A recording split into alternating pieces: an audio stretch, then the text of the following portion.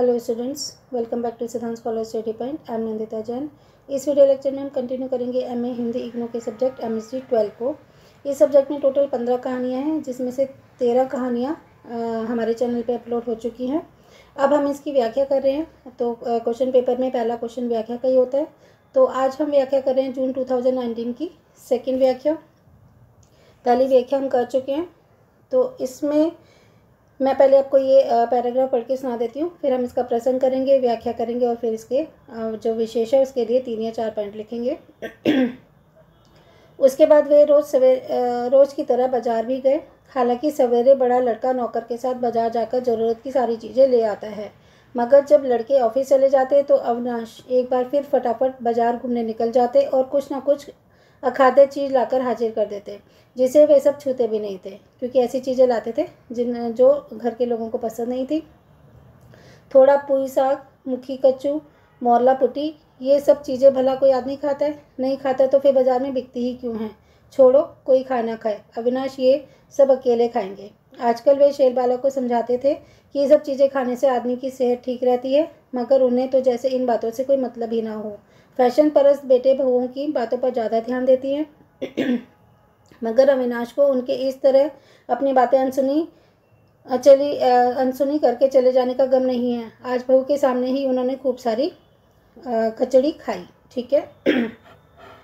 तो जैसे कि हमें पता चल ही रहा है, ये कहानी कौन सी कहानी है? ये कहानी है आशा पूर्णा देवी की मैं अपने लिए शौकगीत। ठीक है, तो प्रसंग स्टार्ट करते हैं। प्रस्तुत गद्यांश आशा पूर्णा देवी की कहानी अपने लिए शौकगीत से अवतरित है। यह मनोविश्लेषणात्मक कहानी वृद्धावस्था के उस पड़ाव पर केंद्रित है जब अवकाश ग्रहण करने के बाद व्यक्ति में एक तरह का खालीपन आ जाता है। उसे अपनी ताकत क्षीण महसूस होने लगती है। उसे लगता है कि कोई इसे सलाह नहीं लेता, कोई इसकी बातों की अब कोई अहमियत नहीं रह गई है। कहानी के नायक अविनाश भी इसी स्थिति में पहुंच चुके हैं। एक दिन बैठे बैठे वे मन ही मन दिन भर की गतिविधियों पर नज़र डालने का प्रयास करते हैं। वे ये समझने का प्रयास करते हैं कि क्या वास्तव में उनमें कमजोरी के चिन्ह आ गए हैं, किंतु उन्हें तो ऐसा कुछ प्रतीत नहीं होता। प्रस्तुत गद्यांश इसी अवसर के तत्काल बाद की स्थिति का चित्रण कर रहा है। तो आई होप कि आपने कहानी पढ़ रखी होगी या फिर मेरी जो वीडियो है वो देखी होगी। पहले उसे देख लीजिए, जिससे कि हमें ये कहानी समझ में आ जाए, तभी हम किसी चीज़ की व्याख्या कर सकते हैं।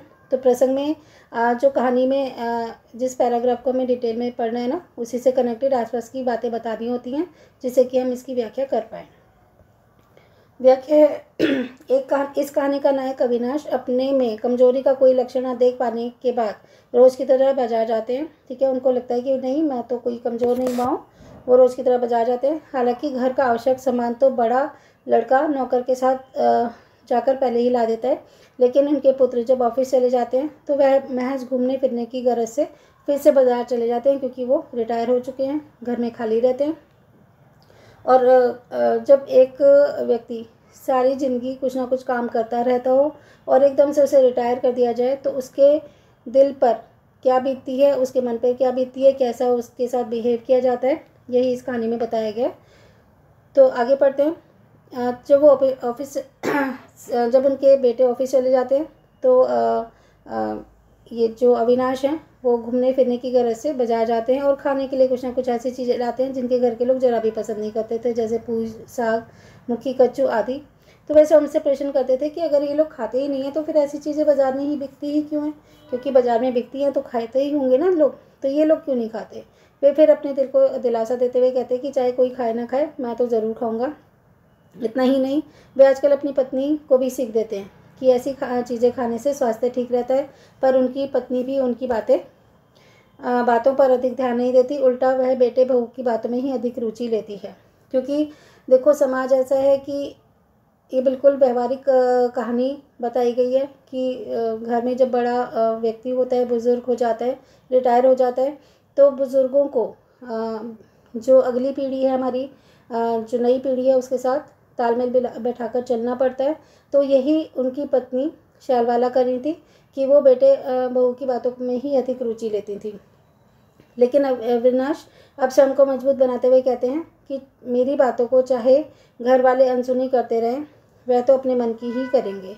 यही सोचकर वे उस दिन अपनी बहू के सामने ही खूब सारी खिचड़ी या ये चचड़ी खाते हैं ठीक है। कोई एक वो आई थिंक ये फ्रूट होता होगा वहाँ का, फ्रूट या कोई वेजिटेबल, मानो उसे चिढ़ा रहे हो कि जो मेरी मर्जी होगी वही करूँगा, ठीक है। क्योंकि जब घर में जो जेंट्स होते हैं वो सारी ज़िंदगी अपनी मर्ज़ी से ही चलते आए हुए होते हैं, तब उनके बीवी बच्चे उनका कहना मानते हैं, लेकिन आज वो रिटायर हो गए तो उन्हें लगा कि मेरी घर में कोई अहमियत नहीं है, ठीक है। तो अपनी अहमियत को दिखाने के लिए अपनी बहू के सामने ही वो चचड़ी खाते हैं और चिढ़ा चिढ़ा कर खाते हैं कि जो मेरी मर्जी होगी वही करूँगा, मैं अभी भी वैसा ही हूँ जैसे पहला था, मेरी वैल्यू इस घर में कम नहीं हुई है। तो ये पूरी कहानी का थीम था। अब इसमें विशेष पढ़ लेते हैं। लेखिका ने रिटायर हुए व्यक्ति की मानसिकता का मानविक चित्रण किया है, ठीक है। और दूसरा आप लिख सकते हो कि एक व्यक्ति जब सारी ज़िंदगी का बोझ अपने कंधों पर उठाता है, अपने बीवी बच्चों का, और बड़े ही प्यार से अपने घर को संवारता है, और फिर रिटायरमेंट के बाद वही घर उसको बेगाना लगने लगता है और घर वाले उसे बेगाना कर देते हैं उसी घर में। तो इस स्थिति का बहुत ही मार्मिक चित्रण इस कहानी में हुआ है। और फिर लिख सकते हैं कि गद्यांश की भाषा, प्रसंग और अवसर के अनुरूप ही उसके प्रसंग वगैरह हैं। गद्यांश की भाषा है, प्रसंग है, अवसर के अनुरूप ही उसको बहुत सहज तरीके से लिखा गया है, ठीक है।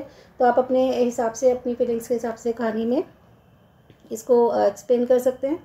तो ये जो हमारी व्याख्या थी यहीं ख़त्म होती है। चलिए मिलते हैं नेक्स्ट वीडियो में।